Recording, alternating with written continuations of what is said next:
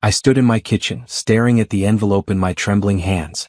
My husband Derek had left it on the counter that morning before he went to work. The message scrawled across the front in his handwriting made my blood run cold. Pack a bag, you have 24 hours. Inside, I found documents that would shatter everything I thought I knew about my marriage. Divorce papers already signed by him. Bank statements showing he'd drained our joint account $70,000 gone. Photographs of him with Brittany, his assistant, kissing at restaurants, holding hands on beaches, laughing in hotel rooms. Places he'd told me were business trips. Dates that went back 2 years. But the worst part was the letter, typed and clinical, like a business memo ending our 8-year marriage. Nadia, by the time you read this, I'll be gone for the day. I need you out of the house by tomorrow evening. I've already filed for divorce. You're entitled to nothing. The house is in my name. The car is in my name. I've closed our joint accounts. I suggest you find somewhere to go because I'm bringing movers tomorrow at 6 p.m. sharp. Don't make this difficult. You never contributed much anyway. Brittany and I are starting fresh and we don't need dead weight. Derek. Dead weight. 8 years of marriage reduced to those 2 words. My hands shook so badly the papers scattered across the marble countertop, the same counter I'd picked out when we renovated this kitchen 3 years ago. The kitchen I'd saved for by working 60-hour weeks at the marketing firm. The house that I'd helped pay for with my inheritance from my grandmother. I thought about this morning. Derek had kissed my forehead like always, told me he had back-to-back meetings all day, reminded me to pick up his dry cleaning. Normal. Everything seemed so normal. How long had he been planning this? How long had he been living a double life while I made his coffee every morning and asked about his day every night? The photos haunted me. Brittany was younger, blonde, always perfectly dressed when she came by the house for work dinners. I'd been kind to her. I'd made her tea. I'd asked about her family. And the whole time she'd been sleeping with my husband, planning to take my place. I picked up the bank statements with shaking fingers. Derek had been methodical. Small withdrawals over months, transferring money to accounts I didn't recognize. He'd even taken the emergency fund we'd built together, $15,000 we'd been saving since year 2 of our marriage for just in case. Well, this was definitely just in case, and he'd stolen it. My phone rang. It was my mother. I couldn't answer. I couldn't form words yet. The phone rang again. And again. I let it go to voicemail. I walked through our house like a ghost, seeing everything differently now. The bedroom where we'd slept together last night, had he been thinking of her? The photos on our walls, had any of it been real? The dining room table where we'd hosted Thanksgiving just 2 months ago, had he already been planning to leave me then? In his study, I found more evidence of his planning. A folder labeled separation hidden in his desk drawer. Notes about assets, about how to maximize his take, about how to leave me with nothing. There were emails to his lawyer, printed and filed neatly. They went back 18 months. 18 months of lying. 18 months of pretending. 18 months of making me believe we were building a life together while he plotted to destroy mine. One email caught my attention. The house is technically in both names, but I've been making the mortgage payments from my account for the last year. That should help establish it as mine. Her grandmother's property in her name alone is the problem. Need to figure out how to approach that. My grandmother's property. The small commercial building downtown that Grandma Rose had left me 5 years ago. Derek had been pushing me to sell it for years, said we should use the money to invest in his ideas. I'd always said no, it was my connection to Grandma Rose, my safety net. Now I understood why he'd been so persistent. I pulled out my phone and took photos of everything. Every document, every email, every bank statement. My hands were steadier now. Shock was giving way to something else. Something colder. Something that felt like clarity. Derek thought he'd planned the perfect exit. He thought he'd left me defenseless, broken, easy to push aside. He thought 24 hours would be enough to scramble my brain, make me desperate, make me easy to control even in divorce. He was wrong. I looked at the clock. It was 2 p.m. Derek wouldn't be home until after 7 tonight. He'd mentioned a late dinner meeting this morning. I had time. I had documents. I had proof. And I had something Derek didn't know about. I had my grandmother's advice echoing in my head from years ago. Baby girl, she told me when I got engaged, always keep something that's just yours. Always have a way out. I love Derek, but you love yourself first. Promise me. I promised. And I kept that promise in ways Derek never discovered. The envelope sat on the counter, Derek's cruel words staring up at me. 24 hours to pack. 24 hours to disappear from my own life. 24 hours to accept defeat. Instead, I was going to use every single minute to make sure Derek regretted the day he underestimated me. I grabbed my laptop, my phone, and car keys. I had 24 hours and I wasn't going to waste a single second. I spread every document across the dining room table like pieces of a puzzle. Bank statements, emails, photos, Derek's handwritten notes. The late afternoon sun coming through the windows felt too bright for what I was discovering. Everything looked different now. Every corner of this house held lies. The timeline made me sick. 2 years ago, Derek had opened a separate checking account. The statements showed regular deposits, money that should have been going into our joint savings. Instead, he'd been building his own nest egg, preparing his escape while I paid half of everything like a fool. I found his credit card bills next. Jewelry I never received.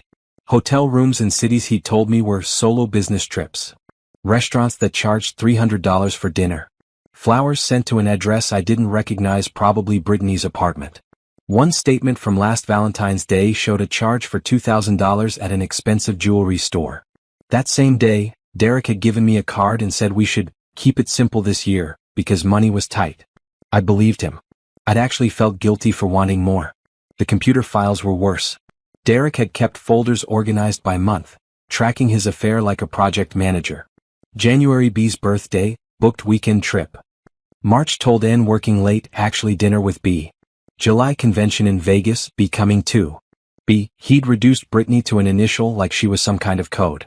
Like I was stupid enough not to figure it out if I ever found these files. The arrogance of it burned in my chest.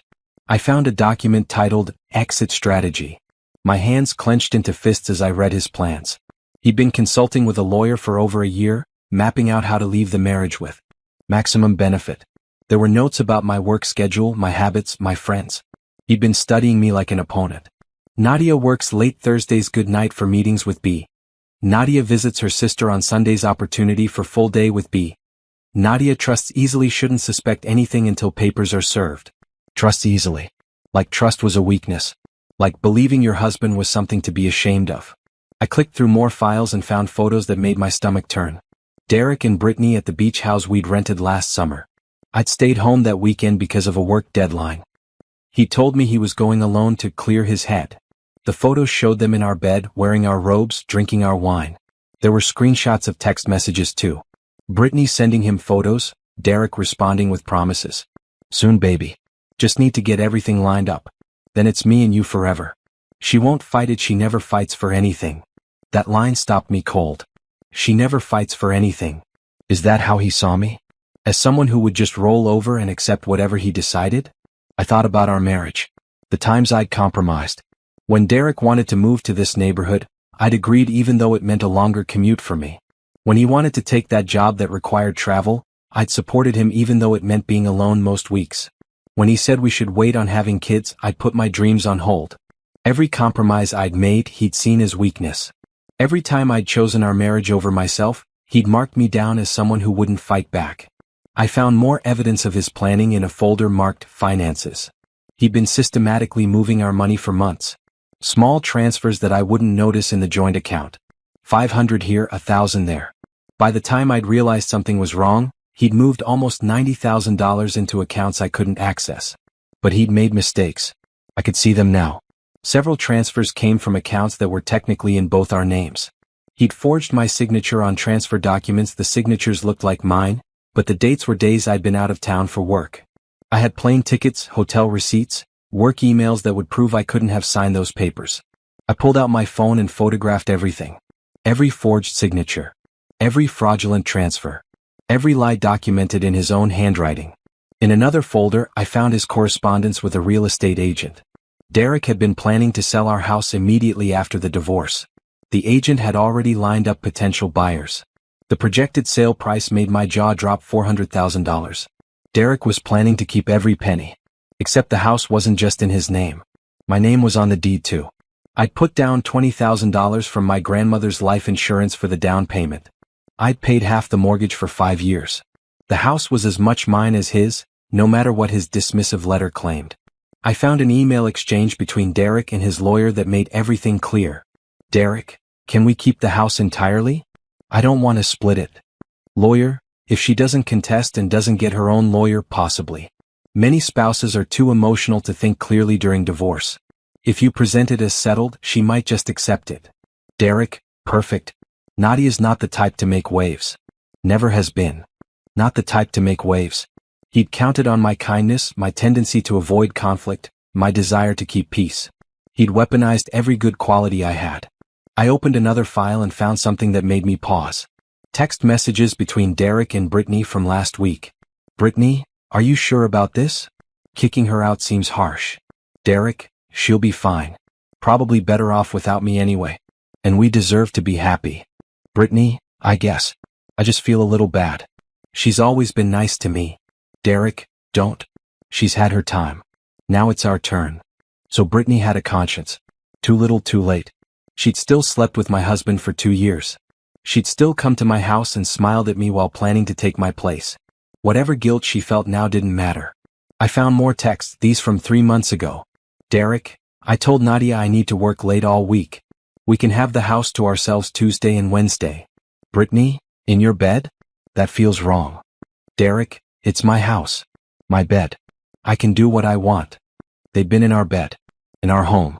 While I worked late to pay our bills, they'd been here in the space I'd thought was safe and sacred. The clock showed 6 p.m. Derek would be home in an hour, maybe less if his dinner meeting was fake like everything else. I needed to move faster. I logged into our joint email account, the one we used for bills and house stuff. Derek had been sloppy here too. He hadn't deleted his sent messages. I found emails to movers, to storage companies, to apartment brokers. He'd been setting up his new life with Brittany for weeks. One email confirmed my worst suspicion. Derek had been planning to have me served with divorce papers at my office, in front of my colleagues. He'd wanted to humiliate me publicly. The only reason he'd changed tactics was because his lawyer advised against it, bad optics for the divorce proceedings. I downloaded everything. Every email, every document, every photo. I saved it all to 3 different flash drives in my cloud storage. Derek thought he held all the cards, but I was building my own deck. My phone buzzed. A text from Derek. Running late. Don't wait up. Might be home around 9. Another lie. I checked his location on the tracking app we'd set up years ago for safety. He was at Brittany's apartment across town. Not at any restaurant. Not at any meeting. Just at her place, probably celebrating his victory over the stupid wife who never fought for anything. I texted back, okay. See you later. Let him think everything was normal. Let him think I was home crying over his letter, packing my bags like an obedient ex-wife. Let him think he'd won. I had 3 more hours before he came home. 3 more hours to find every piece of evidence I needed. 3 more hours to build my case. Derek thought he'd given me 24 hours to pack up and disappear. He didn't realize he'd actually given me 24 hours to prepare for war. I pulled out my phone and dialed a number I hadn't called in 2 years. Simone had been my best friend in college, smart, fierce, and now a divorce lawyer with a reputation for protecting her clients at all costs. She answered on the second ring. Nadia? Girl, it's been forever. What's up? Simone, I said, my voice steadier than I expected. I need a lawyer. My husband just gave me 24 hours to get out of my own house. And I think he's been committing fraud. There was a pause. Then Simone's voice came back, sharp and ready. Send me everything you have. Every document, every photo, every text. And Nadia? Don't pack a thing. You're not going anywhere. For the first time since I'd opened that envelope, I smiled. Simone arrived at my house at 7:30 p.m., power suit still crisp despite the late hour. She'd brought her laptop, a legal pad, and the kind of focused energy that made me remember why she'd graduated top of our law school class. Show me everything, she said, setting up at the dining room table like a general preparing for battle. I walked her through it all. The envelope, the letter, the bank statements, the emails, the timeline. She took notes, asked questions, and got angrier with each new piece of evidence. This fool, she muttered, shaking her head at Derek's forged signatures. He actually thought he'd get away with this? Nadia, your husband committed multiple crimes here. Forgery, fraud, theft. This isn't just a messy divorce. This is criminal. Can we use that? I asked, hope flickering in my chest. Absolutely. But first, let's secure your assets. Tell me about this property your grandmother left you. I explained about the commercial building downtown. It was small but valuable, ground floor retail, 2 apartments above. I'd been renting it out for years, providing steady income that went into a separate account Derek never had access to. Smart, Simone said. He can't touch that. What else do you have that's solely in your name? I thought for a moment. My car is in my name. My retirement account from before we got married. The savings account my grandmother set up for me when I was a kid, I still put money in there sometimes. Maybe $30,000 total? Good. What about this house? Both our names are on the deed. I put down $20,000 for the down payment from my grandmother's insurance money. I have the records. Simone typed rapidly on her laptop. And you've been paying half the mortgage? Yes. I can prove it. Automatic payments from my personal account. Even better. Derek can't just kick you out. This is your house too, regardless of what his letter says. He'd need a court order to force you out, and no judge will give him that based on what I'm seeing here. Relief washed over me. So I can stay? You can stay. In fact, I recommend you do. If you leave voluntarily, it strengthens his case that you abandoned the marital home. Stand your ground. I thought about Derek coming home, expecting me to be gone or at least broken. The idea of facing him down made my heart race, but Simone was right. This was my home. I'd earned it.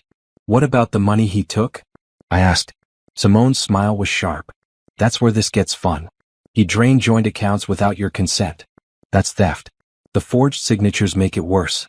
I'm going to file an emergency motion tomorrow morning to freeze all his accounts and get your money back. We'll also file for temporary support since he's left you without access to marital funds. He'll fight it. Let him. I have evidence that will bury him. Judges don't like spouses who hide money and forge documents. They especially don't like spouses who try to steal property that isn't theirs. She paused, looking at me seriously. Nadia, how far do you want to take this? What do you mean? I mean, do you want to just protect yourself or do you want to make him pay? Because with what you've shown me, we can do both. We can get your money back, secure your assets, and make sure he faces consequences for what he did. But it'll get messy. He'll fight back. It'll take time and energy and emotional strength. I thought about Derek's letter. Dead weight. She never fights for anything. 24 hours to get out of my own life. I want him to pay, I said quietly. Not for revenge, but because what he did was wrong. He stole from me. He lied to me. He tried to throw me away like garbage. I want him to face real consequences. Simone nodded. Then that's what we'll do. I'll file papers tomorrow. In the meantime, I need you to secure every document in this house. Anything important: tax returns, property records, insurance papers, investment statements. Make copies of everything and store them somewhere he can't access. Do you have somewhere safe? My sister's place. She lives 20 minutes away. Perfect. Also, change your passwords. All of them. Email, bank accounts, credit cards, everything. Use your phone to set up new security on your personal accounts. Can you do that tonight? Yes. Good. Now, what time does Derek get home? I checked his location again. Still at Brittany's apartment. His text said around 9. But he's lying. He's probably planning to stay out late to give me time to pack and panic. Simone checked her watch. It's almost 8. Here's what we're going to do. I'm going to draft emergency legal motions tonight and file them first thing tomorrow morning. By noon tomorrow, Derek's going to get served with papers that will freeze his accounts and require him to account for every penny he took. He'll also get a restraining order preventing him from forcing you out of this house or disposing of any marital assets. A restraining order? Financial restraining order. It prevents him from selling the house, taking more money, or making any major financial moves without court approval. Given his pattern of hiding money and forging documents, a judge will grant it immediately. My mind was spinning. 12 hours ago, I thought my marriage was fine. 6 hours ago, I thought my life was over. Now I was planning a counterattack. What should I do tonight? I asked. Document everything. Take photos of the entire house, every room, every valuable item, everything. If Derek tries to claim you took or damaged anything, you'll have proof of the condition you left things in. Also, make a list of everything you've contributed to this marriage financially. Every payment, every purchase, every contribution. The more detailed, the better. We worked together for the next hour. Simone drafted legal documents while I photographed every room in the house. I made lists of furniture I'd bought, improvements I'd paid for, bills I'd covered. The numbers were staggering. Over 8 years, I'd contributed over $200,000 to our life together. And Derek had tried to leave me with nothing. At 9:15, I heard a car in the driveway. Derek was home. Simone gathered her things. Do you want me to stay? I thought about it. Part of me wanted backup. But another part of me needed to face Derek alone, to show him I wasn't afraid. No. I can handle this. Call me if anything happens. Anything at all. I'll have my phone on all night. She squeezed my hand. You're stronger than you think, Nadia. Don't let him make you doubt that. After Simone left, I stood in the kitchen waiting. I heard Derek's key in the lock, heard him come inside. He stopped when he saw me standing there, surrounded by his documents spread across the counter. Nadia, he said, surprise flickering across his face. You're still here. This is my house, I said calmly. Where else would I be? He set down his briefcase, recovering quickly. Did you read my letter? I read everything, Derek. Every email. Every bank statement. Every forged signature. His face went pale. You went through my private files? Your private files? You mean the evidence of your fraud? The proof that you've been stealing from me for 2 years. I picked up one of the forged documents. This is my signature, dated last March. Except I was in Boston for a conference that week. I have plane tickets to prove it. Derek's jaw clenched. You're making this difficult. No, Derek. You made this difficult when you decided to lie, cheat, and steal. I'm just defending myself. Look, he said, his tone shifting to the reasonable voice he used when he wanted something. We can work this out. Split things fairly. You don't need to get lawyers involved. Too late. My lawyer is filing emergency motions tomorrow morning. You'll be served by noon. The reasonable mask slipped. Your lawyer? With what money? I closed our accounts. You closed our joint accounts. You don't have access to my personal accounts. And you definitely don't have access to my grandmother's property or the rental income from it. I watched the realization hit him. He thought I was dependent on him, thought I had no resources of my own. He thought wrong. You can't afford to fight me, he said, anger creeping into his voice. I make more money. I have better lawyers. You had better lawyers, I corrected. Until you committed multiple crimes that they'll have to defend in court. Forgery, fraud, theft from joint accounts. Your lawyers are going to be very busy, Derek. He stared at me like he'd never seen me before. Maybe he hadn't. Maybe he'd only ever seen the version of me that he wanted, quiet, compliant, easy to control. I want you out, he said finally. File for a court order. Oh wait, you can't. Because I have just as much right to this house as you do. My name is on the deed. My money paid for half of it. And starting tomorrow, you won't be able to sell it, rent it, or make any changes to it without court approval. Derek's face turned red. You're really going to do this? Fight me on everything? You gave me 24 hours to pack my life away, Derek. You stole from me. You lied to me for years. You forged my signature. You tried to take everything I'd worked for. I looked him straight in the eye. Yeah, I'm really going to do this. He grabbed his briefcase and headed for the stairs. Fine. But you're going to regret this. The only thing I regret is wasting 8 years on someone who saw me as dead weight. He froze on the stairs, then continued up without another word. I heard him in the bedroom, heard drawers opening and closing. 20 minutes later he came back down with a suitcase. I'm staying somewhere else tonight, he said coldly. Brittany's apartment? I asked. She lives at 412 Riverside Drive, right? That's what your email said. His face went white. He didn't respond, just walked out and slammed the door behind him. I stood in my kitchen in my house and let out a breath I didn't know I'd been holding. My hands were shaking but I felt strong. Clear. Certain. Derek had given me an envelope and 24 hours to disappear. Instead, I'd given him notice that I wasn't going anywhere. And that the real fight was just beginning. I picked up my phone and texted Simone. He just left. Staying at Brittany's place tonight. I stood my ground. Her response came immediately. That's my girl. Get some rest. Tomorrow we go to war. I walked through the house, turning off lights, locking doors. This home had been built on lies, but it was still mine. I'd earned every square foot of it. And I wasn't giving it up without a fight. In the bedroom, I changed into comfortable clothes and lay down on my side of the bed. Derek's side was still made, untouched. I spread out across the whole mattress, claiming space I hadn't realized I'd been shrinking from.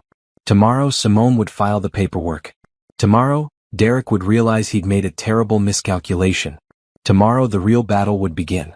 But tonight, for the first time in years, I slept alone in my own bed and felt completely at peace. I woke up at 5 a.m., my mind already racing. The sun hadn't risen yet, but I couldn't sleep anymore. I made coffee and sat at the dining room table with all of Derek's documents still spread out like evidence at a crime scene. My phone showed messages from Simone, sent at 4:30 a.m., emergency motions drafted. Filing at courthouse when doors open at 8 a.m. Derek will be served before lunch. Don't answer any calls from him or his lawyer until we talk. I spent the early morning hours doing exactly what Simone had told me to do. I changed every password I had: email, banking, social media, credit cards, even streaming services. I used my phone to set up two-factor security on everything. Derek had tried to lock me out of my own life, but I was making sure he couldn't access any part of it.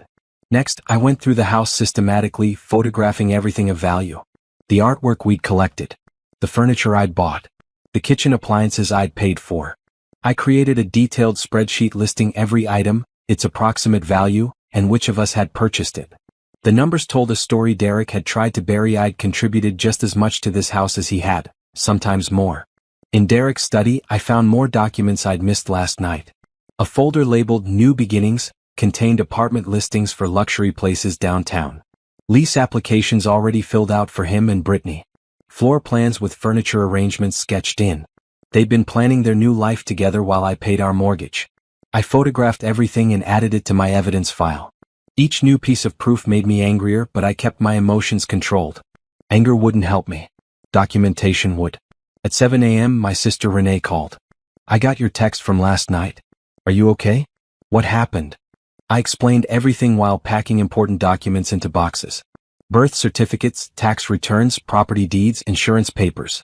Everything that mattered was going to Renee's house for safekeeping. "That piece of garbage," Renee said, her voice furious. "Nadia, I never liked him. You know that. But I never thought he'd do something like this." "Neither did I. Do you need me to come over? I can take the day off work." "No, I'm okay. Actually, I'm better than okay. I have a plan." I sealed another box with packing tape. "Can I drop some boxes at your place today? Important documents I need to keep safe." "Of course. Come whenever. I'll be home all day." By 8 a.m. I had 5 boxes packed with everything essential. I loaded them into my car, the car that was in my name, that Derek had no claim to. As I drove to Renee's house, I felt lighter. Derek had tried to trap me, but I was already 3 steps ahead. Renee met me at the door, took one look at my face and pulled me into a hug. "I'm proud of you," she said. "You're handling this like a boss." "I'm trying. Some moments I want to break down and cry. Other moments I want to scream. But mostly I just feel clear. Like I can finally see who Derek really was all along." We carried the boxes to her spare bedroom. Renee made more coffee and we sat in her kitchen while I showed her all the evidence on my phone. "He forged your signature?" she said, disbelief in her voice. "Nadia, that's illegal. Like, go to jail illegal." "I know. Simone said she's going to push for criminal charges." "Good. He deserves it." Renee leaned back in her chair. "You know what kills me? You were so good to him. You supported his career, you took care of the house, you never complained when he traveled all the time. And this is how he repays you." "He saw all of that as weakness," I said quietly. "In his mind, me being kind and supportive meant I was easy to control. Easy to discard. Well, he's about to learn differently." My phone buzzed at 9:30. A text from Simone, "Motions filed. Judge approved emergency hearing for 2 p.m. today. Derek's being served right now. Expect him to call you. Don't answer." My heart started racing. It was really happening. Derek was getting served at work, probably in front of colleagues. He'd find out that his accounts were frozen, that he couldn't touch the house, that I wasn't the pushover he thought I was. Sure enough, my phone rang 5 minutes later. Derek's name flashed on the screen. I let it go to voicemail. He called again. And again. 6 times in 10 minutes. Then the text started. "Nadia, what did you do? Call me now." Then, "This is insane. You're overreacting. We can talk about this like adults." Then, "You're making a huge mistake. Call off your lawyer before this gets worse." I showed Renee the messages. She rolled her eyes. Classic. He tries to destroy your life and then acts like you're the problem for defending yourself. At 11 a.m., Derek's lawyer called. I didn't answer that either. Simone had been clear all communication goes through her. Derek and his team would try to pressure me, manipulate me, make me doubt myself. I wasn't giving them the chance. My phone rang again. This time it was Simone.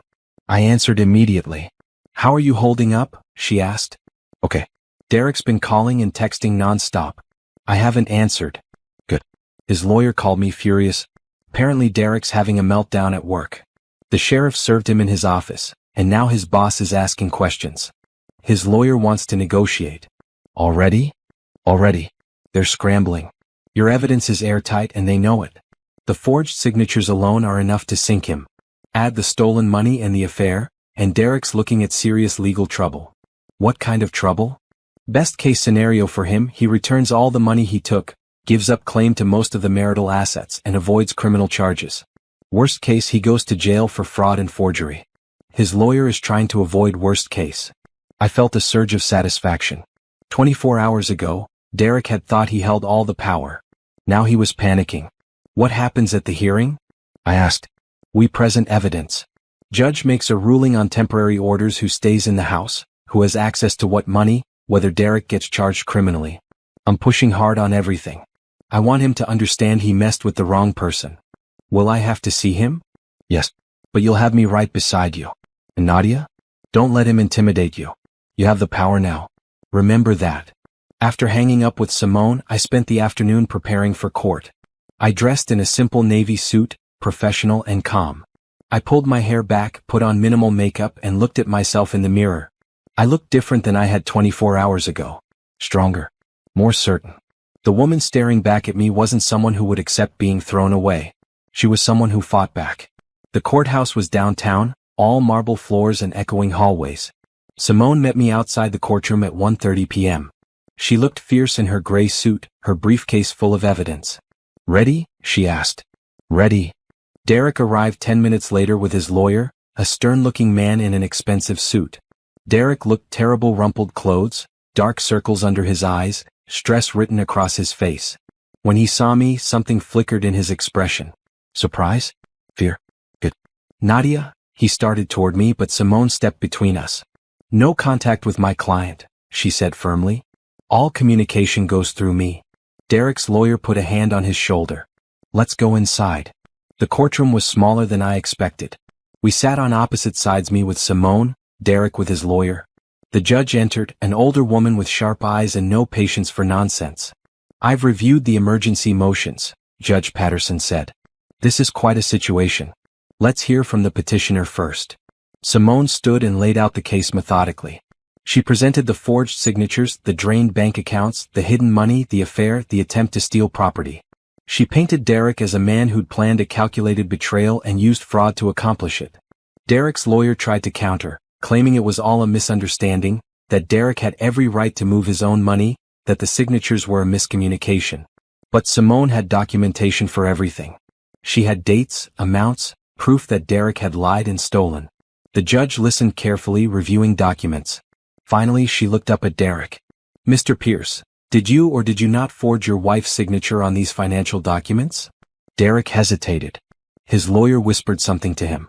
I may have signed some documents on her behalf, but only because. Yes or no, Mr. Pierce? Yes, but. Did you have explicit written permission to sign on her behalf? No, but we're married and. That's a no. Judge Patterson's expression hardened. Did you drain joint bank accounts without her knowledge or consent? I was planning to split it fairly. Another yes. She shuffled papers. Did you attempt to evict your wife from her own home with 24 hours notice despite her name being on the deed? Derek's lawyer stood. Your Honor, my client was emotional and. I'm asking Mr. Pierce. Did you try to evict your wife from her own home? Derek's face was red. I thought it would be easier if. That's a yes. 3 strikes, Mr. Pierce. Judge Patterson signed several documents with quick, firm strokes. Here's my ruling. All of Mr. Pierce's personal accounts are frozen pending a full financial audit. Joint accounts will be split 50-50 immediately. Mrs. Pierce retains exclusive access to the marital home until the divorce is finalized. Mr. Pierce is prohibited from returning to the home except to collect personal belongings, and only with advance notice and a police escort. Your Honor, that's excessive, Derek's lawyer protested. I'm not finished. Mr. Pierce will return all money taken from joint accounts within 7 days. If he fails to do so, I'll hold him in contempt. Additionally, I'm referring this case to the district attorney for potential prosecution of fraud and forgery charges. The courtroom went silent. Derek looked like he'd been punched. Furthermore, Judge Patterson continued, Mr. Pierce will pay Mrs. Pierce's legal fees for these proceedings. He will also pay temporary spousal support of $3,000 per month until the divorce is finalized. Does everyone understand these orders? Yes, Your Honor, Simone said. Derek's lawyer nodded stiffly. Derek just stared at the judge in shock. One more thing, Judge Patterson said, looking directly at Derek. Mr. Pierce, I've been on this bench for 20 years. I've seen a lot of divorces. But attempting to steal from your spouse, forge documents, and evict her from her own home with 24 hours notice? That's a new low. You're fortunate I'm only freezing your accounts and not holding you in contempt right now. Don't test me again. Court dismissed. We stood as the judge left. Derek's lawyer immediately pulled him aside, speaking in urgent whispers. Derek looked pale, shaken. He kept glancing at me like he couldn't believe what had just happened. Simone packed up her briefcase, satisfaction clear on her face. That went well. That was amazing, I said, my voice shaking. She destroyed him. She did. And this is just the beginning. We have leverage now. Derek's going to have to negotiate seriously or risk criminal charges. You're in control, Nadia. Derek approached as we were leaving, his lawyer right behind him. Nadia, can we talk? Please? I looked at him, really looked at him. This man I'd loved for 8 years. This man I trusted, supported, believed in. He looked desperate now, scared. 24 hours ago, he'd handed me an envelope and told me to pack. Now he was begging me to talk. No, I said simply. All communication goes through my lawyer. But You gave me 24 hours, Derek. You told me I was dead weight. You tried to steal everything I'd worked for. You don't get to talk to me now just because things didn't go your way. His face crumpled. I made a mistake. I'm sorry. Too late for sorry. I walked past him, Simone at my side. In the courthouse hallway, I felt tears finally come. Not sad tears. Relief tears. Victory tears. I'd stood up to Derek. I'd fought back. And I'd won. You did good in there, Simone said, handing me a tissue. Really good. Thank you. For everything. We're just getting started. But the hardest part is over.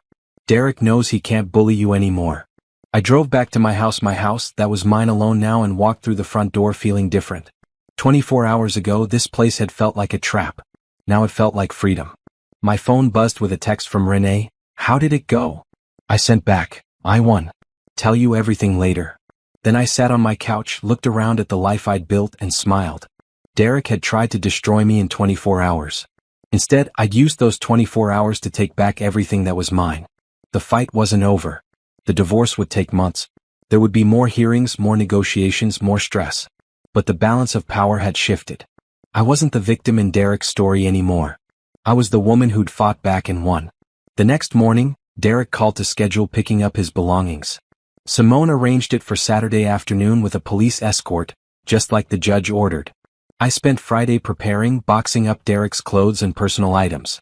I wasn't going to be petty and damage anything, but I also wasn't going to make this easy for him. Every shirt I folded reminded me of a lie. Every pair of shoes I packed had walked beside Brittany while I was home alone. I wasn't sad anymore. I was efficient. Cool. Done. Saturday arrived with clear skies. The police officer showed up first, a middle-aged man named Officer Torres who'd clearly handled situations like this before. Ma'am, I'll be here to keep the peace, he explained. Your husband can collect personal belongings only. He can't take anything jointly owned without your written consent or a court order. I understand. I've packed most of his clothes and personal items already. They're in boxes in the garage. Derek arrived at 2 p.m. exactly, driving a rental truck. Brittany was with him. She sat in the passenger seat, looking uncomfortable. Good. She should be uncomfortable. Derek got out slowly, approaching like he was walking into hostile territory. He looked worse than he had in court, unshaven, tired, defeated. The boxes are in the garage, I said from the doorway, my voice flat. Take your clothes and personal items. Nothing else. Nadia, can we talk for a minute? Derek asked. No. Please. Just 5 minutes. Officer Torres stepped forward. Sir, you're here to collect your belongings. That's it. Derek's jaw clenched, but he nodded. He opened the garage and stared at the boxes. I'd packed 15 of them, neatly labeled and taped. His whole life reduced to cardboard boxes. Brittany got out of the truck hesitantly. She wouldn't meet my eyes. She looked younger than I'd realized, maybe 26 or 27. Her blonde hair was pulled back in a ponytail, and she wore jeans and a t-shirt. She looked ordinary. Nothing special. This was the woman Derek had blown up our marriage for. Do you need help? She asked Derek quietly. Yeah, he said, his voice hollow. They worked together, carrying boxes to the truck. I watched from the doorway, arms crossed. It took them 40 minutes to load everything. Derek kept glancing at me like he wanted to say something. I gave him nothing. No emotion, no response, no acknowledgement. When the truck was loaded, Derek came back to the house one more time. I need to get some things from my office. Fine. Officer Torres will supervise. The three of us went to Derek's study. He pulled books from shelves, files from drawers. He moved slowly, clearly stalling. Nadia, he said finally, not looking at me. I really am sorry. I never meant for things to go this way. How did you mean for them to go, Derek? You gave me an envelope telling me to pack and get out. You stole money from our accounts. You forged my signature. How exactly did you mean for this to go? He turned to face me. I panicked. I didn't know how to end things, so I just tried to rip off the Band-Aid. By destroying my life? I thought you'd be okay. You're strong. You always land on your feet. I laughed, a bitter sound. So because I'm strong, it was okay to betray me? To steal from me? To throw me away like garbage? That's not what I meant. I don't care what you meant. Your time is up. Finish packing and get out. Derek grabbed the last of his files and headed for the door. At the threshold he paused. For what it's worth, I did love you once. Once doesn't count for much, does it? He walked out without another word. Officer Torres and I followed him back outside. Brittany was sitting in the truck, staring at her phone. She looked up when Derek approached, her face anxious. Derek loaded the final boxes and closed the truck. Then he did something I didn't expect. He walked over to where I stood on the front steps. The house looks good, he said awkwardly. You always took such good care of it. It's my house now. Just mine. I plan to keep it that way. Right? He shifted his weight. My lawyer is going to contact yours about settlement negotiations. I think we should try to work this out without going to trial. That depends entirely on what you're willing to offer. I'll be fair. You weren't fair when you forged my signature. You weren't fair when you tried to take everything. Why should I believe you'll be fair now? Derek's face hardened. Because if we go to trial, this gets ugly for both of us. You really want our private business aired in public court. I have nothing to hide. Do you?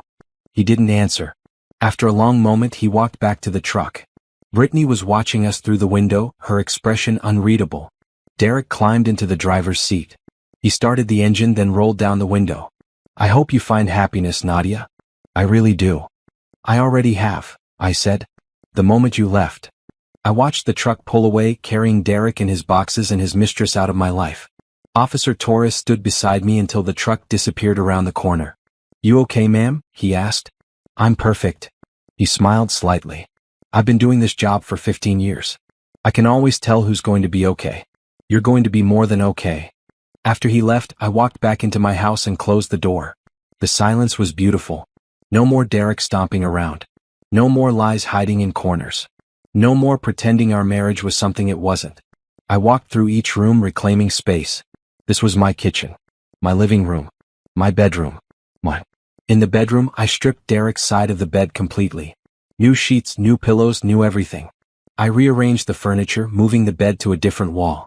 By the time I finished, the room looked completely different. Derek's presence was erased. I did the same in every room.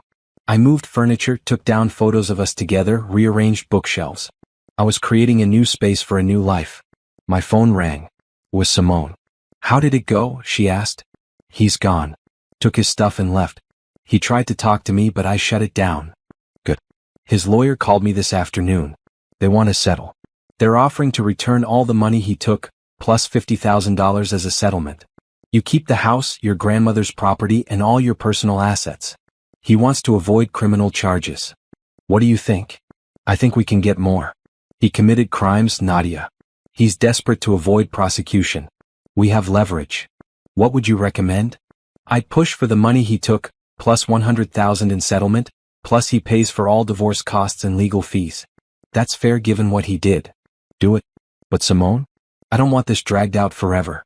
I want to be done with Derek as soon as possible. Understood. I'll push hard for a better number, but I'll also push for a quick settlement.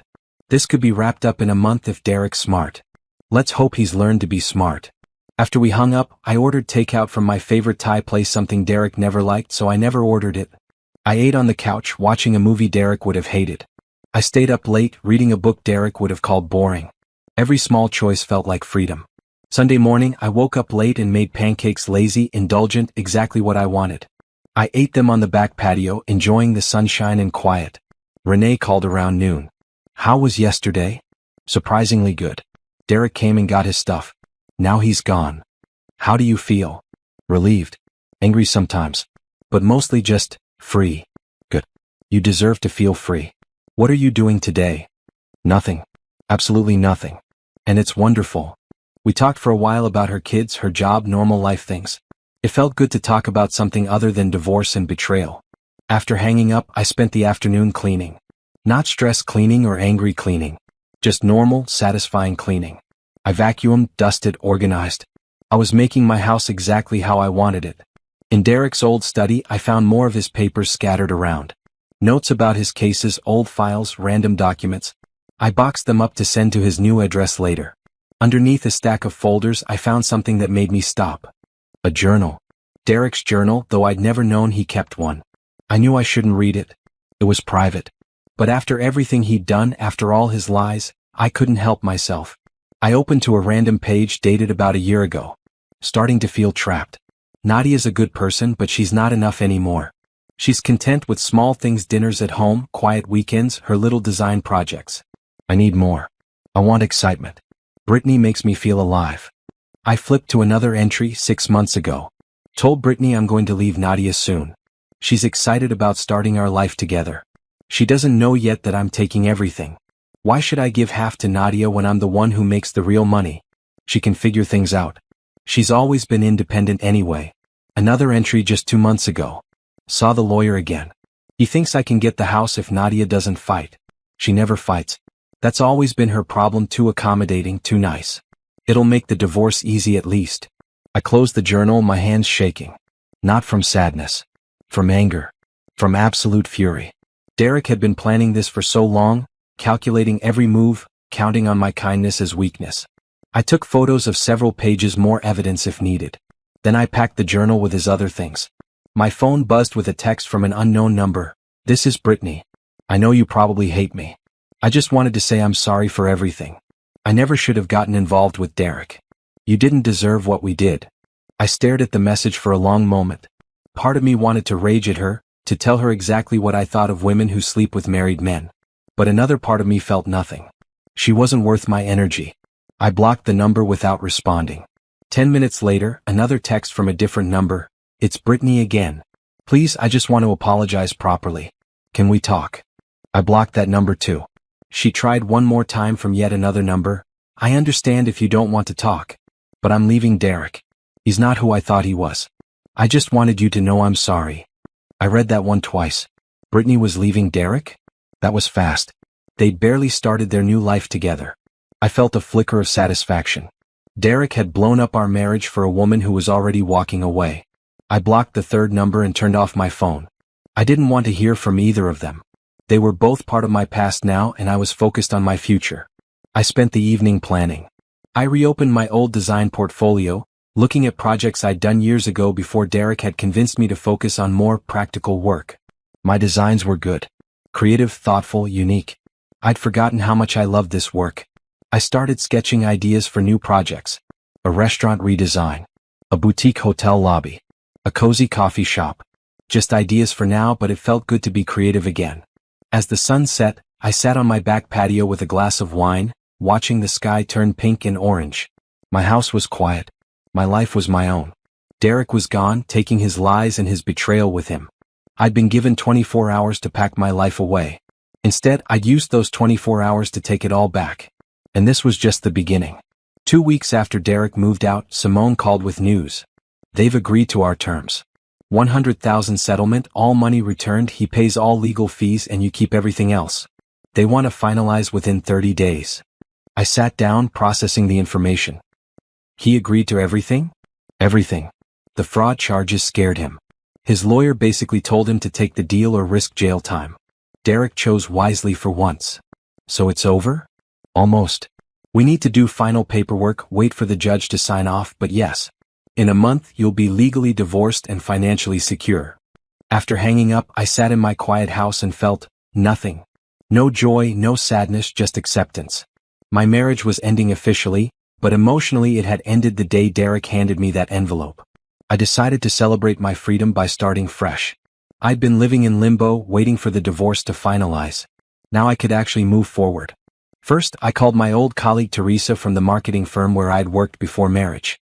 We'd been friends once, before Derek had slowly isolated me from everyone who wasn't useful to his career. Nadia. Teresa sounded genuinely happy to hear from me. Girl, it's been years. How are you? Going through a divorce, actually. But I'm good. Really good. I heard rumors Derek was, well, that things weren't great. I'm sorry. Don't be. It's the best thing that could have happened. Teresa, I want to ask you something. Remember how I used to do interior design on the side? Of course. You were talented. I always wondered why you stopped. Derek convinced me it wasn't a real career. But I'm starting over and I want to get back into it. Do you know anyone who might need design work? Teresa was quiet for a moment. Actually, yes. My company is renovating our offices. We need someone to handle the design. It's not huge, but it's something. Want me to set up a meeting? Really? Yes. Thank you. I'll email you details. Nadia? I'm glad you're doing this. You always seemed so small around Derek. It's good to hear you sounding like yourself again. That comment stuck with me. Small. I had gotten small, hadn't I? Shrinking myself to fit Derek's vision of who I should be. Not anymore. The meeting with Teresa's company went well. They liked my ideas for the office redesign, modern but comfortable, professional but welcoming. They offered me the contract on the spot. $5,000 for the design work. It wasn't a fortune, but it was mine. My work, my talent, my success. I threw myself into the project. I spent days measuring spaces, selecting color palettes, sourcing furniture. It felt amazing to create again, to trust my instincts, to make decisions without Derek's criticism in my ear. That's too bold, he used to say about my design choices. Clients want safe. Boring is better. Well, Derek was gone and I was done with boring. I turned the office into something special, rich blues and greens, natural wood, plants everywhere, comfortable seating areas mixed with efficient workspaces. When Teresa saw the final design, she actually teared up. This is exactly what we needed, she said. It feels like us. Like our company's personality came to life. That's what good design does, I said, pride swelling in my chest. It tells a story. Word spread quickly. Teresa's CEO was so impressed, he recommended me to his wife, who owned a boutique hotel downtown. She wanted to redesign the lobby and restaurant. I met with her on a Wednesday morning. Her hotel was beautiful but dated, stuck in the style of 20 years ago. I could see the potential immediately. I wanted to feel timeless, she explained. Elegant but not stuffy. Comfortable but luxurious. I can do that, I said confidently. She hired me on the spot. $20,000 for the full redesign. My biggest contract ever. I called Renee as soon as I left the meeting. I just landed a $20,000 project. Nadia. That's amazing. See, I told you you'd be fine. Better than fine. I'm actually thriving. Meanwhile, I heard through mutual acquaintances that Derek's life was falling apart. His company had demoted him after the forgery scandal came out. Several clients had dropped him. Brittany had left him after 2 weeks, apparently realizing Derek wasn't the successful, wealthy man he'd pretended to be once his assets were frozen and his reputation damaged. I felt no sympathy. He'd made his choices. Now he lived with the consequences. One evening, I was sketching design ideas when my doorbell rang. I opened it to find flowers, a huge, expensive arrangement with a card. Nadia, I made a terrible mistake. Can we talk? Please? Derek. I picked up the flowers, walked straight to my trash can and threw them away. Then I blocked Derek's number. He'd already tried calling twice that week. I didn't want to hear it. The divorce was finalizing. He didn't get to rewrite our story now. 2 days later, Derek showed up at my house. I saw him through the window and didn't open the door. Nadia, please. I know you're home, he called from the porch. Just give me 5 minutes. I called the police. Officer Torres, the same officer from Derek's move-out day, responded. Ma'am, do you want him arrested for trespassing? He asked. I looked at Derek through the window. He looked pathetic, wrinkled clothes, desperate eyes, defeated posture. This was the man who'd called me dead weight, who'd tried to steal everything from me. No, I said. Just make him leave. And tell him if he comes back, I will press charges. Officer Torres had a conversation with Derek that I couldn't hear. Derek kept trying to look past him at me, but I'd already walked away from the window. A few minutes later, Torres knocked on my door. He's gone. I told him any further contact counts as harassment. He understood. Thank you. You're doing great, you know, Torres said. Not everyone handles these situations so well. After he left, I sat down and took a deep breath. Derek showing up, begging to talk should have affected me more. A month ago it would have. But now, I felt nothing but mild annoyance at the interruption to my evening. I was truly done with him. I focused on my work. The hotel lobby design was coming together beautifully. I chose rich fabrics in deep jewel tones, mixed vintage and modern furniture, added unique lighting fixtures that I sourced from local artists. Every decision felt right. The hotel owner, Patricia, loved everything. You have an incredible eye, she told me during one of our meetings. Have you ever thought about doing this full-time? I'm starting to, I admitted. You should. I know several people who'd want to hire you. Do you have a business card? I didn't, but I made some that afternoon. Nadia Mitchell Designs. My maiden name, my talent, my future. Patricia was true to her word. She connected me with her friends' other business owners, wealthy individuals looking to redesign their homes, commercial clients needing fresh spaces. By the end of month 2, I had 3 more contracts lined up. My small side passion that Derek had mocked was becoming a real business. I moved out of the bedroom I'd shared with Derek and took over the guest room, completely redesigning it for myself. I painted the walls a soft sage green, bought new furniture, hung art that I actually liked. The room became my sanctuary. Derek's old study became my home office. I removed every trace of him, his desk, his bookshelves, his pretentious law school diplomas. I brought in my drafting table, my sample boards, my design books. The room transformed from a monument to his ego into my creative workspace. Every change I made to the house felt like reclaiming territory. This was my home now. My space. My life. One morning, I woke up and realized I hadn't thought about Derek in 3 days. Not with anger, not with hurt, not at all. He'd simply stopped mattering.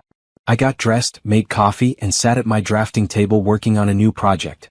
Sunlight streamed through the windows. Jazz played softly from my speakers. I was alone in my house, working on my career, living my life exactly how I wanted. This was happiness. Real, solid, earned happiness. My phone rang. Simone. Good news. Judge signed off on everything. Your divorce is final. It's over. It's really over? Really over. The settlement money will transfer to your account within 3 business days. And Nadia? Congratulations. You handled this like a champion. After we hung up, I sat quietly for a moment. My marriage was officially over. 8 years gone. But I didn't feel sad. I felt free. I texted Renee, divorce is final. Want to celebrate? She responded immediately, yes. Dinner tomorrow? My treat. I smiled and went back to my design work. Tomorrow I'd celebrate with my sister. Today I'd celebrate by simply living well. Derek had given me an envelope and 24 hours to disappear. Instead, I disappeared from his life and built something beautiful from the ashes. And I was just getting started. 3 months after my divorce finalized, my design business was thriving beyond my expectations. What started as a few small contracts had grown into something real. I'd completed 5 major projects, had 3 more in progress, and was fielding new inquiries weekly. I'd even hired an assistant, a recent design school graduate named Tasha who was brilliant and eager to learn. She handled scheduling and client communications while I focused on creative work. We worked from my home office, which had expanded to take over the entire first floor. Nadia, you have a consultation request from the Peninsula Hotel Group, Tasha told me one morning. They want to discuss redesigning their flagship location. I looked up from my drawings. The Peninsula? That's huge. I know. They specifically asked for you. Said Patricia recommended you. Patricia's recommendation had been life-changing. Through her network, I'd connected with some of the wealthiest and most influential people in the city. My designs were getting noticed. The meeting with Peninsula Hotel Group was scheduled for the following Wednesday. I spent days preparing, developing concepts, researching their brand. This was the kind of opportunity that could change everything. The day of the meeting, I dressed in my best suit and drove downtown to their corporate offices. The team I met with included their CEO, head of operations, and lead architect. They were professional, sharp, and interested in my vision. I presented my concepts for their lobby redesign, a blend of classic elegance and modern comfort, respecting their brand's luxury reputation while updating for contemporary travelers. This is exceptional, the CEO said, studying my drawings. You understand our brand better than firms who've been pitching us for months. I believe good design tells a story, I explained. Your hotel has a story of luxury and tradition. I want to honor that while making it feel fresh. They offered me the contract that day. $50,000, the biggest project of my career. I accepted on the spot. Driving home, I called Renee with the news. 50,000. Renee, this is insane. You deserve it. You're talented, Nadia. People are finally seeing what I've always known. That evening, I celebrated alone in my house with takeout and champagne. It felt appropriate. This success was mine. I'd earned it through my own talent and hard work, not through anyone else. My phone buzzed with a text from an unknown number. Against my better judgment, I checked it. Heard about your hotel contract. Congratulations.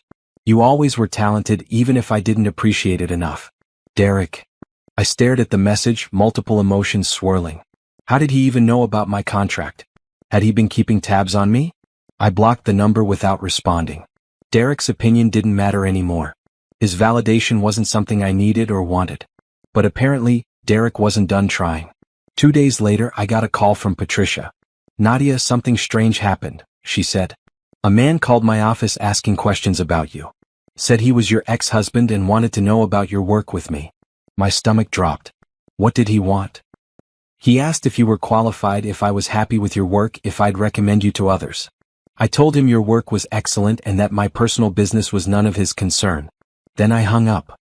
I'm so sorry, Patricia. He shouldn't have. Don't apologize. You're not responsible for his behavior. But Nadia, he called 3 of my friends who've worked with you. He's asking everyone questions about your business. Anger burned in my chest. What is he trying to do? I don't know, but it's not working. Everyone told him to mind his own business. Your work speaks for itself. After hanging up, I called Simone immediately. Derek's harassing my clients, I explained. He's calling people I've worked with, asking questions about me and my business. That's illegal interference with your business. I'll send him a cease and desist letter immediately.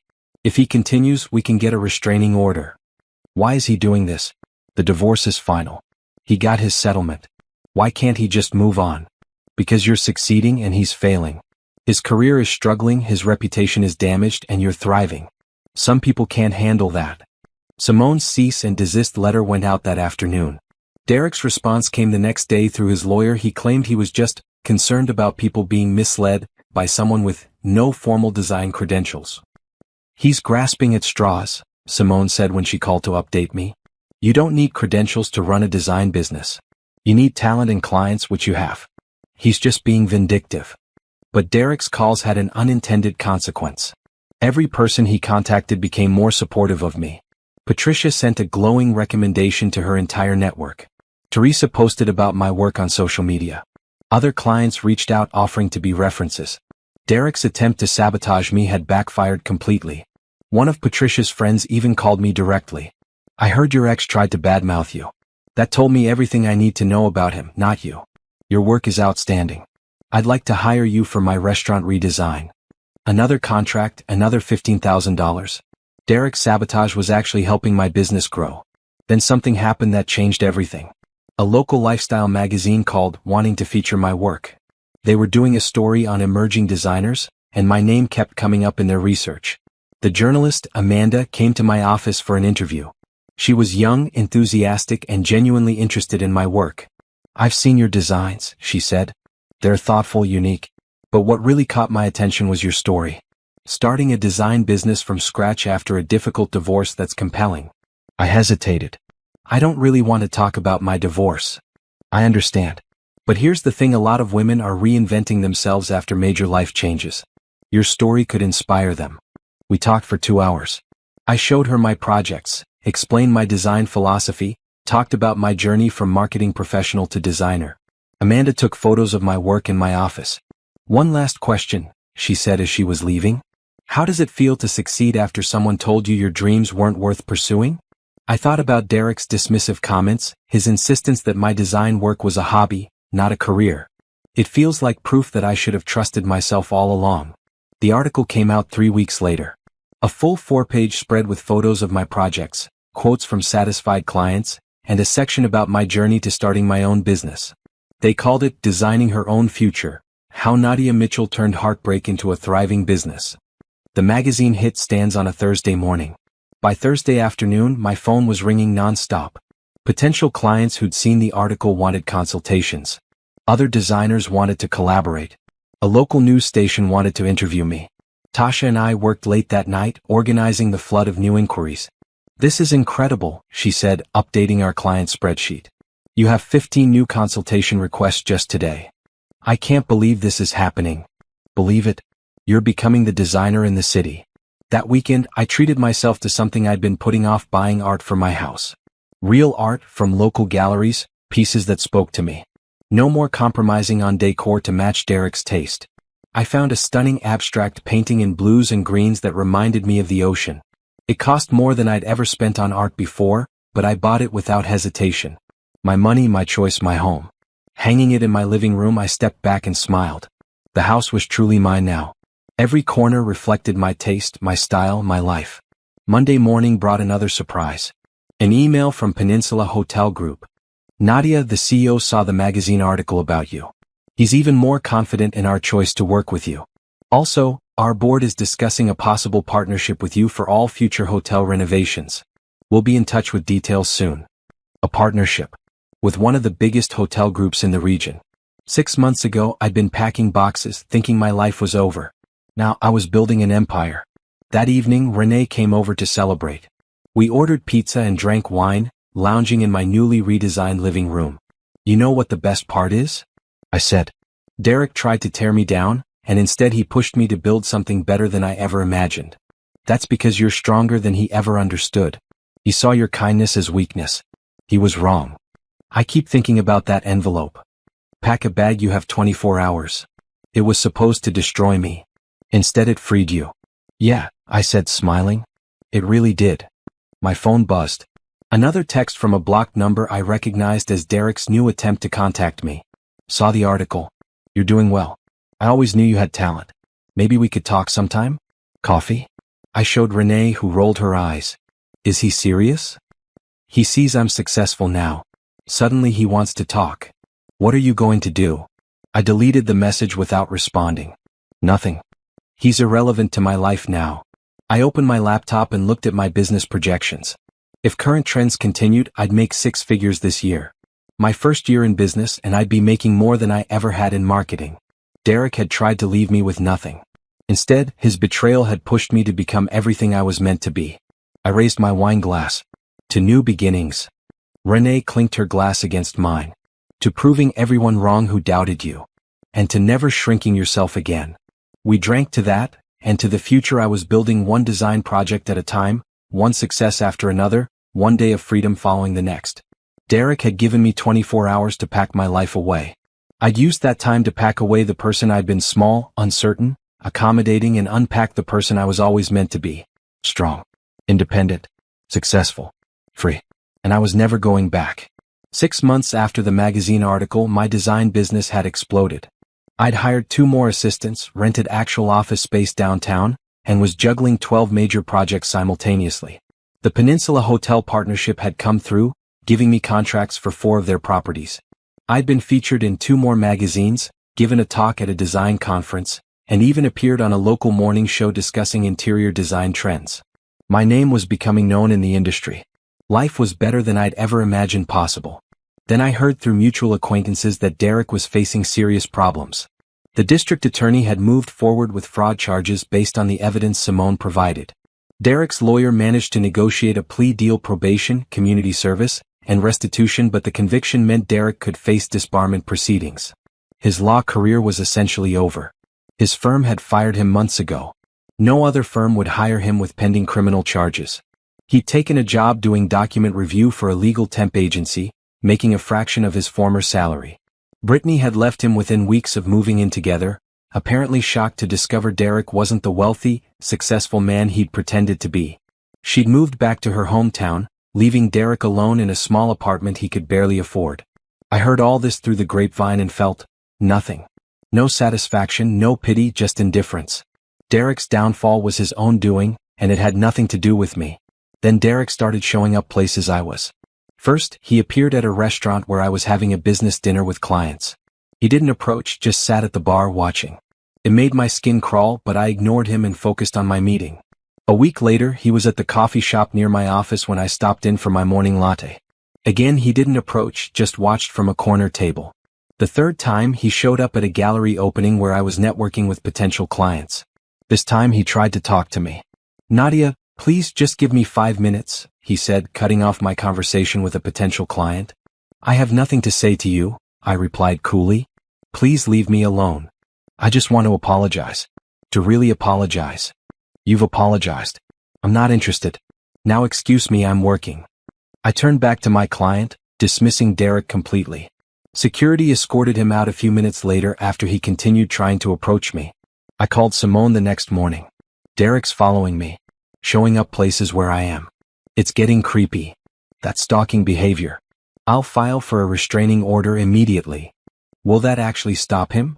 "It creates legal consequences if he continues, and it establishes a pattern of harassment if this escalates." The restraining order was granted within days. Derek had to stay at least 100 yards away from me, my home, and my business. Violation would mean arrest. For 2 weeks I didn't see him anywhere.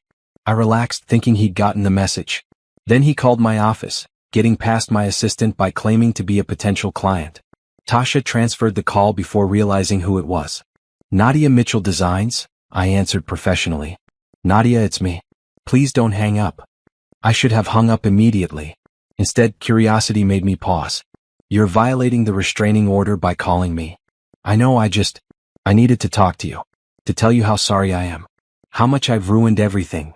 "Derek, I don't care. Everything's fallen apart. My career is gone. Brittany left me. I'm living in a place smaller than our old garage. I lost everything. You chose to steal from me. You chose to forge my signature. You chose to betray me. These are consequences of your choices." "I know. You're right. Seeing you succeed while I'm failing is hard. That made me angry. You tried to destroy me, Derek. You gave me 24 hours to disappear from my own life. Now I'm supposed to feel bad that you're failing?" "No, You called me dead weight. You stole from me. You tried to take everything I'd worked for.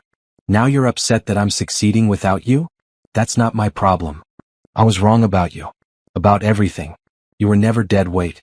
You were always the strong one. Goodbye, Derek. Don't call again."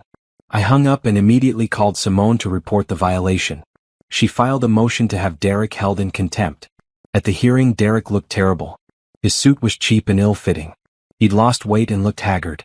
When the judge asked him why he'd violated the restraining order, he rambled about making amends and seeking forgiveness. "Mr. Pierce, the purpose of a restraining order is protection, not negotiation," Judge Patterson said. She'd been assigned to our divorce and remembered Derek well.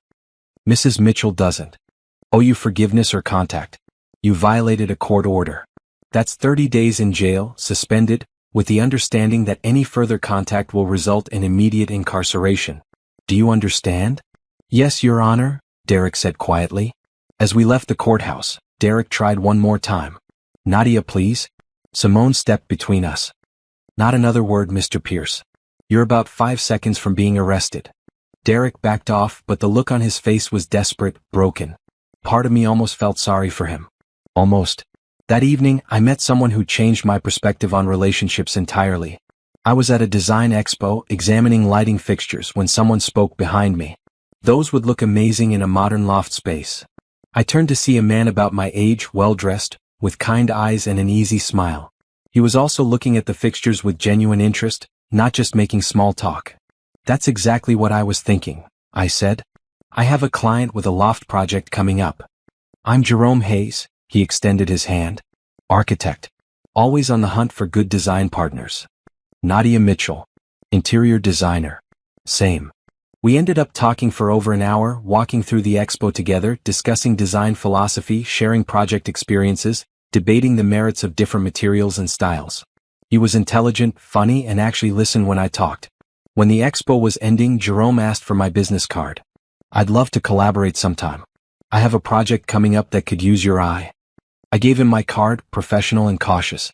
"I'd be interested in hearing about it." Jerome called 2 days later with details about a residential project, a complete home renovation for a client who wanted modern architecture with warm, inviting interiors. "Your work would be perfect for this," he explained.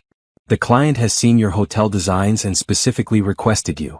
We met for coffee to discuss the project. Professional, focused on work. But I noticed things about Jerome: the way he treated the barista with respect, how he listened carefully when I spoke, his genuine enthusiasm for design. "You really love what you do," I observed. "Life's too short to do work you don't love," he said. "You clearly feel the same way." I didn't always. I spent years doing work that was fine but didn't fulfill me. Starting over was scary but necessary. Starting over takes courage. Not everyone has that. We worked on the project together over the next few months. Jerome was professional, collaborative, and respectful. He valued my opinion, listened to my ideas, and never once made me feel like my work was less important than his. It was refreshing after years with Derek, who dismissed my career as a hobby. One evening, after a successful project presentation to our client, Jerome asked if I wanted to grab dinner. "To celebrate," he added. Completely professional. But during dinner, the conversation shifted from professional to personal. We talked about our lives, our families, our experiences. Jerome had been divorced 3 years ago, an amicable split from his college girlfriend who'd wanted different things in life. "No drama?" I asked, surprised. "No drama. We grew apart, recognized it, and ended things respectfully. We're still friends." I couldn't imagine being friends with Derek. The idea seemed impossible. "My divorce was not like that," I admitted. "I heard rumors. Industry's small people talk. You don't have to tell me if you don't want to." I found myself telling him anyway. Not everything, but the basics. The envelope, the betrayal, the fraud, the fight to keep what was mine. Jerome listened without judgment. He clearly didn't know what he had. I don't think he ever saw me as a real person. Just as someone who fit a role in his life. Well, he was an idiot. "You're brilliant, talented, and clearly stronger than he ever realized." It was the first time a man had complimented my strength instead of trying to minimize it. We started seeing each other regularly. Always professional at first: project meetings, industry events, business dinners. But gradually it became more. Coffee turned into long conversations. Work dinners turned into actual dates. Jerome was different from Derek in every way. He celebrated my success instead of feeling threatened by it. He asked about my work with genuine interest. He respected my independence and never tried to control or diminish me. "I'm not looking for someone to fix or save," he told me one evening. "I'm looking for someone to share life with. Someone who's already whole on their own." "I am whole on my own," I said carefully. "I don't need someone to complete me." "I know. That's what makes you interesting." 3 months into dating Jerome, Derek found out somehow. He sent a long email, which I only saw because it came to my business address and Tasha accidentally opened it.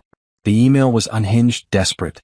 Derek claimed I'd moved on too fast, that I owed him another chance, that Jerome was just using me for my connections. It was sad and pathetic. I forwarded it to Simone, who sent it to Derek's probation officer as evidence of continued harassment. Derek got an official warning: one more violation and he'd serve his suspended jail sentence. Jerome's response when I told him about the email was calm and supportive. "That must be frustrating to deal with." "It is. But it's also proof I made the right choice leaving him. He can't accept that you're better off without him. Some people can't handle that. I wasted 8 years with someone who didn't value me. I'm not wasting another minute thinking about him." Jerome smiled. "Good. You deserve better." And for the first time I truly believed it. I deserved better. I deserved someone who saw my worth, celebrated my success, respected my independence. I deserved someone who added to my life instead of taking from it. Derek had tried to destroy me, and when that failed, he tried to manipulate me, control me, make me feel guilty for moving on. But none of it worked because I'd finally learned the most important lesson. I didn't need his approval, his validation, or his presence in my life. I was building something beautiful: a career I loved, a life I'd designed for myself, and maybe, just maybe, a relationship built on mutual respect instead of control. Derek's envelope had said, "Pack a bag, you have 24 hours. But what he'd actually given me was a 24-hour head start on the rest of my life. And I was never looking back. A year after receiving Derek's envelope, I stood in my new office space, a beautiful converted loft downtown with floor-to-ceiling windows and room for my growing team. Nadia Mitchell Designs now employed 5 people. We had 30 active clients and a waiting list for consultations. The anniversary of that terrible day didn't make me sad. Instead, it made me grateful. That envelope had been the push I needed to become who I was meant to be. Tasha was organizing files when I arrived that morning. "You have the hotel walkthrough at 10, lunch with the Riverside Project clients at noon, and Jerome is stopping by at 3 to discuss the Harper House collaboration." I smiled at the mention of Jerome. We'd been dating for 6 months now, taking things slow but steady. He'd met Renee in my family. I'd met his friends and his daughter from his previous marriage, a smart, funny 12-year-old who loved drawing building designs with her dad. Sounds good. Any news I need to know about? Tasha hesitated. There's an email you should see. It's marked urgent, but I'm not sure if it actually is. The email was from Derek's lawyer. My stomach tightened as I opened it. Ms. Mitchell, I'm writing on behalf of Derek Pierce regarding a sensitive matter. Mr. Pierce is facing serious financial difficulties and is in danger of losing his apartment. While I understand there is a restraining order in place, he asked me to reach out to you on his behalf to see if you might be willing to offer any financial assistance during this difficult time.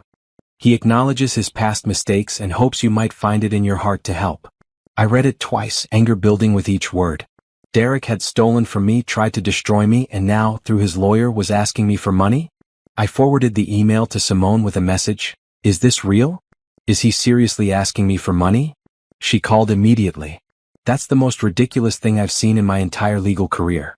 You're under no obligation to help him. None. Want me to send a response? Please. Make it clear that he gets nothing from me. Ever. Simone's response was professional but firm. She pointed out that Derek had received a settlement, had been given opportunities to rebuild his life, and that his current circumstances were the result of his own choices. She ended with a reminder that any further contact, even through a third party, violated the restraining order. Derek's lawyer responded with an apology, saying he'd been unaware of the full situation and wouldn't contact me again on Derek's behalf. I tried to focus on work, but the email bothered me all morning. Not because I felt guilty, I didn't. But because Derek still thought he could manipulate me, still believed I was someone who would cave under pressure. At lunch with my clients, I pushed the thoughts aside and focused on business. The Riverside project was going beautifully, a mixed-use development that was already getting attention from architecture magazines. Jerome stopped by my office at 3 as planned. We were collaborating on a custom home design for a client who wanted something unique and sustainable. Working with Jerome was always easy. We challenged each other creatively but never competitively. You okay? He asked, noticing my tension. You seem off today. I told him about Derek's email. Jerome listened, his expression thoughtful. He's trying to make you feel responsible for his problems, Jerome said. It's a manipulation tactic. Don't fall for it. I'm not. But it's frustrating that he still thinks I'm someone he can push around. Then show him he's wrong. Keep succeeding. Keep building your life. That's the best response. That evening, I attended the grand opening of the Peninsula Hotel's renovated flagship location. My design work was the centerpiece of their marketing campaign. The lobby looked stunning, exactly the blend of elegance and comfort I'd envisioned. Patricia found me during the event. Nadia, this is spectacular. You've outdone yourself. Thank you. It was a team effort. Don't be modest. This is your vision. Your talent. She gestured around the crowded lobby. Half the people here are asking for your card. She was right. Business owners, developers, designers, everyone wanted to talk about potential projects. I collected cards, scheduled meetings, and felt proud of what I'd built.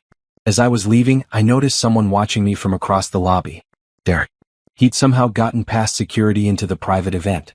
He looked worse than the last time I'd seen him. His suit was the same cheap one from the courthouse. His face was thin, tired.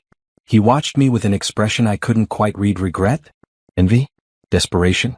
Security noticed him at the same time I did. 2 officers approached him, checking credentials. Derek didn't have an invitation. They escorted him out while he kept looking back at me. I didn't follow. I didn't make a scene.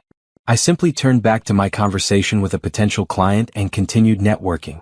Jerome had been right. The best response to Derek's continued attempts to insert himself into my life was to keep succeeding, keep building, keep moving forward without him. The next day, Simone called with news. Derek violated the restraining order by showing up at your event last night. Hotel security filed a report. He's being arrested. Arrested. He had a suspended sentence from the earlier contempt charge. One more violation and he'd serve time. Showing up last night was that violation. He's looking at 30 days in jail. I felt a strange mix of emotions. Not happiness exactly, but a sense of finality. Derek had refused to leave me alone, refused to accept that his actions had consequences. Now he was facing those consequences in a way he couldn't ignore. What happens after the 30 days? I asked. The restraining order remains in effect for another year. If he violates again after release, the penalties get worse. Hopefully, 30 days will be enough time for him to understand you're serious. I hoped so too, but part of me doubted Derek would ever truly understand. He'd spent our entire marriage seeing me as someone he could control. That worldview didn't change overnight. That weekend, Jerome invited me to his place for dinner. His daughter, Sophie, was there, excited to show me her latest architectural drawings. "Dad said you're really good at designing buildings," Sophie said as we looked at her sketches. "Do you think I could be a designer when I grow up?" "If you love it and work hard, absolutely," I told her. "I didn't start my design business until I was in my 30s. It's never too late to follow what you love." Sophie beamed. Jerome watched us with a soft expression that made my heart feel full. Later, after Sophie went to bed, Jerome and I sat on his back patio under string lights, drinking wine and talking about nothing in particular. "She likes you," Jerome said. "Sophie doesn't warm up to people easily. I like her too. She's creative and smart. She reminds me of you in some ways. Independent, knows her own mind." "Is that a compliment?" "Absolutely." Jerome took my hand. "Nadia, I know we've been taking things slow. I appreciate that it's been good for both of us. But I want you to know I'm serious about this. About us." My instinct was to pull back, to protect myself. Derek had made me wary of trust, careful with my heart. But Jerome wasn't Derek. He'd proven that over and over. "I'm serious too," I said quietly. "It scares me sometimes. Opening up again after everything with Derek." "I understand. We can keep going slow." "I'm not going anywhere." That simple statement, "I'm not going anywhere," meant more than any grand romantic gesture.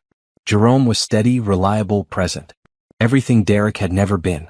The following week brought more news about Derek. He was serving his 30 days and apparently the experience was difficult. His lawyer reached out to Simone to ask if I'd be willing to write a letter supporting early release. "Absolutely not," I told Simone immediately. He violated the restraining order multiple times. He brought this on himself. That's what I told his lawyer. But he asked me to pass along the request. "Tell him no. And tell him to stop contacting you about Derek. I'm done with anything related to him." "With pleasure." A month later, Derek was released. I heard he'd moved out of state, taking a job with a small legal temp agency in another city. Distance finally. With Derek gone, I felt lighter. The constant worry about where he might show up, what he might do next, faded. I could focus completely on my life, my business, my future. My business continued to grow. Nadia Mitchell Designs was featured in national design magazines. I was invited to speak at conferences across the country.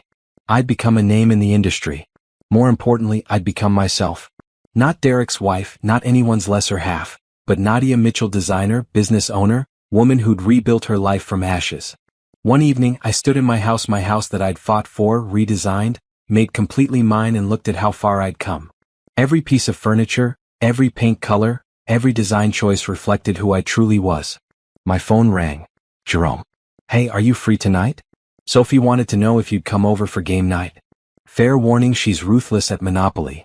I laughed. "I'll be there. Tell her I'm bringing snacks and I'm ready to lose gracefully." After hanging up, I grabbed my keys and headed out. As I locked my door, I thought about Derek's envelope sitting in a file in my office. I'd kept it as a reminder. "Pack a bag, you have 24 hours. Those words had been meant to break me. Instead, they'd freed me. I drove to Jerome's house, where warmth and laughter waited. Where I was valued and respected. Where I could be completely myself. Derek had given me 24 hours to disappear. I'd used that time to disappear from his life and emerge as someone stronger, better, more successful than he'd ever imagined. And I was finally, truly, completely free. 18 months after the envelope, I stood in my design studio, no longer just an office but a full creative space with a showroom, design library, and workspace for my team of 8. Nadia Mitchell Designs was thriving beyond my wildest dreams. The studio was hosting an open house tonight, celebrating our 1-year anniversary in this space. Clients, collaborators, and industry colleagues would tour the showroom, see our latest projects, and network. I was adjusting a display when Tasha approached. "Everything looks perfect. You ready for tonight?" "Ready. And nervous. This feels like such a big moment." "It is a big moment. You've built something amazing, Nadia." She was right. What had started as a desperate attempt to rebuild my life had become a legitimate empire. We'd completed over 50 projects, employed 8 talented people, and had contracts booked out for the next year. Renee arrived early to help set up, bringing her family. Her kids ran around the studio, excited by the space. Her husband helped arrange furniture displays. "Look at you," Renee said, hugging me tight. "Remember when you called me that morning, crying about Derek's envelope? Look where you are now." I remember being terrified, thinking my life was over. Your old life was over. This life is so much better. Jerome arrived next, looking handsome in a suit, Sophie beside him in a dress she'd picked out herself. She ran to me immediately. "Miss Nadia, can I see your new design library?" I took her hand, leading her to the room we'd dedicated to books, samples, and materials. Sophie's eyes went wide. "This is so cool.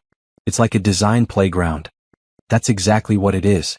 When you're older, you can come use it for your own projects." Sophie beamed, already pulling books off shelves to look at room designs.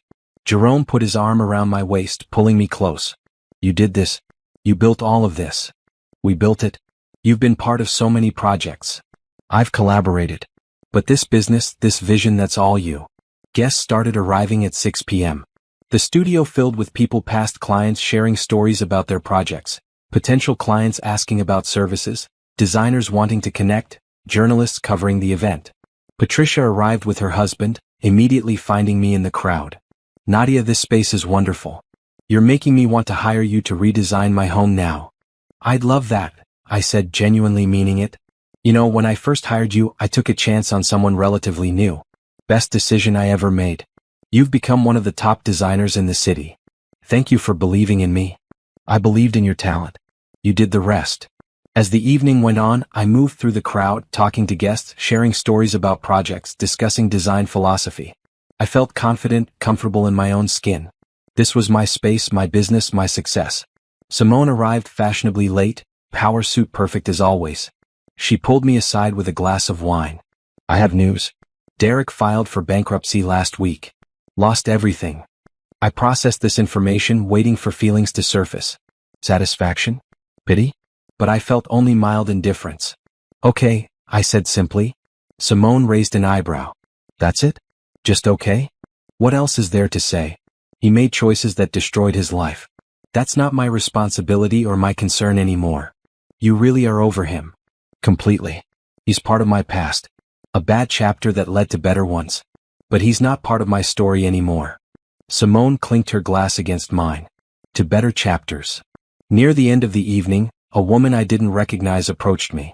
She was about my age, professionally dressed, with kind eyes. "Nadia Mitchell? I'm Jennifer Torres. I read about your business in Design Weekly. Your story really inspired me." "Thank you. Are you a designer?" "Trying to be. I just went through a divorce. My ex told me my design hobby was a waste of time. Reading about how you started your business after your divorce gave me courage to start my own. I felt something shift in my chest. My story was helping others. My pain had become someone else's inspiration.